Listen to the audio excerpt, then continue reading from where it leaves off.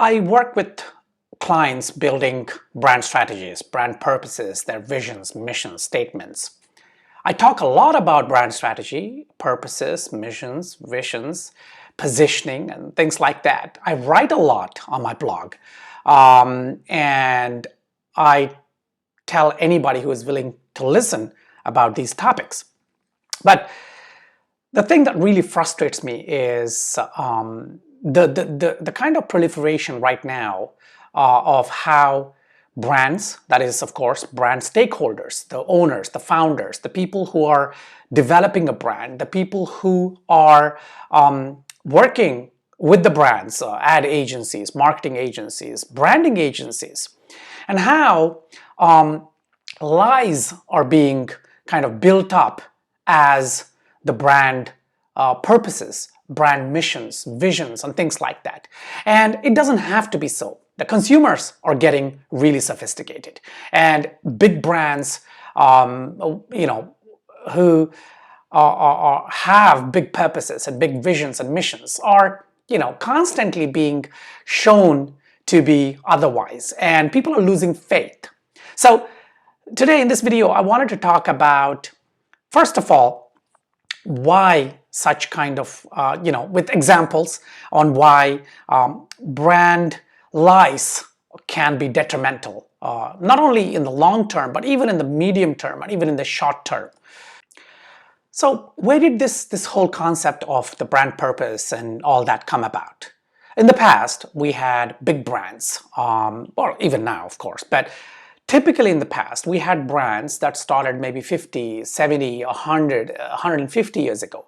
And these brands had some core values that they started with. Maybe they didn't call them core values. They just values that were important to the founders. And predominantly, although the businesses were started purely for profit, the men of those days, the women of those days that started these brands and these companies, these businesses, had certain values that they held really strongly, that they believed in, and those were, of course, incorporated into the businesses, into the brands that were being built. Fast forward 50, 60, 70, 100 years later, people were looking at those big brands, these huge successful brands, and analysis. They were being analyzed for their success. Okay, what makes a strong brand? What makes a great brand? And there were many books written on those topics. And all those books started going back towards the values, the core values, the purpose of what these brands had when they started in the 1920s maybe, or 1940s, 50s, or whatever, right? And the authors of these books, good intentionally, were listing out the kind of the tenets of these successful brands, how good brands became great brands, and so on and so forth. If you have read those books, right? They're fantastic books. And in fact, I read most of those books and loved those books. But the fact is that when people started reading those things and started looking at, okay, so a brand needs core values. Now, I always tout that. I always advocate that every brand needs core values, right? But what ended up happening was that core values became a kind of a box you needed to check. So brands, founders, agencies working with brands would say, okay, you need to have a set of core values, right? Your brand needs to have a set of core values. And typically, somebody else came up with these core values. And so brands would, agencies working with the brands, strategists would come up with a set of core values. And they would say, okay, you need to have this because it's, they would look at the target audience and what really mattered to them, and which is okay. I mean, there's nothing wrong with that. But they become lies when the brand is disconnected from those core values, is disconnected from the positioning, and the product or the services or the end results don't really match those core values. And that's when they become lies, right? So think about it. When you're doing your brand strategy, when you're, or your agency is doing your brand strategy, just make sure that, for example, if you're a kind of a one-man show or one-woman show. It's a small company. You're just starting out. Don't have a brand strategy that tries and makes you look your brand huge. Like a big brand, right? Okay, you can look like a big brand, but don't communicate that. Don't position yourself to say, we are a big brand, because that's going to turn out to be a lie. And in fact, you don't want to be that. If you think that you will only get business, if you will only get clients if they think you're a big brand, then you're mistaken. Really. I mean, it might sound harsh, but that is the truth of it. And I'm not going to mince my words. I'm not going to pull any punches here, because this is proliferating. This is becoming a big issue for brands and brand strategies. And as a brand strategist myself, a purist, I find this really, really irritating. So I wanted to address it in this video. Another example can be that perhaps you think of your brand as of your market segment as a boring market segment, right? Maybe, don't get me wrong, maybe you're in the plumbing business, right? Now, of course, plumbing is not boring, but you may think that as the brand founder, as a stakeholder, right? Then, your strategist or your agency or even yourself may think that, okay, let me align with something sexy. Let me align with something exciting. And maybe that will add that attribute to our brand. And you might say, okay, maybe we need to talk about lifestyle. We need to talk about a luxury experience, or we need to talk about travel and how people, because our target audience, of course, they're people, right? And they enjoy lifestyle. They enjoy good lifestyles. They enjoy maybe travel. So let's align. Let's talk about that. Now, talking about the lifestyle that aligns with your target audience now and then is okay. Don't get me wrong, but trying to sort of align your brand with it is wrong, right? Because you don't need to. You don't need to think that your brand has to be sexy and exciting. No, because your target audience, the plumbing solutions that you offer, and the problems and the pain points they have, they're not looking for a sexy solution, right? They're not looking for excitement in that. They want robust solutions, and you need to have a positioning that addresses that robust solution. You don't need to have a purpose that is sexy. You don't need to have a vision that is exciting and adventurous. It could be world-changing, but it doesn't need to be sexy, right? So when you're coming up with brand strategies, think of what is happening in terms of your core values, your positioning, your messages. Are you telling a lie? Don't be confused, okay? Don't definitely look at what the competition is doing. If the competition is telling a certain message, then don't feel compelled that you need to tell the same kind of message or similar kind of message, okay? If most companies in your market segment are talking about, I don't know, being awakened, being conscious, being maybe toxic masculinity, for example. Okay, it's a very hot topic, and brands are jumping on that bandwagon, right? Don't feel compelled that you need to do that unless you believe in it, unless it makes sense to your product and to your service. Right? Unless it makes sense to your brand, you don't need to have that. You can have an original kind of message. You can have an original branding strategy, positioning strategy, and you can stick to that. You don't need to get on the same kind of path as your competitors, especially in your advertising and promotions and things like that. People now, they don't believe in advertising and promotion as much as they did years ago, right? They know, or they believe that advertising and promotions overstate things, overpromise, and usually the experience is that they get underdelivered, right? So advertising and promotion has to be done with authenticity. right? So what does authenticity mean? Yeah, I know everyone says, oh, you need to be authentic. It means that you're not telling lies in your brand message. It means that if you're a one man or one woman show, call it that, right? Don't try to indicate that you're a huge brand because you think that, okay, your customers would think, okay, if you're a huge brand, then you're going to be able to deliver. No, huge brands, big companies fall short in, fundamental ways. They disappoint customers, they underdeliver, they do all these things, while at the same time, of course, they do great things. So you don't need to be a big brand to be necessarily providing, and customers realize that, right? Have faith in them. Give them the credit that they are sophisticated, they're intelligent, they understand this, right?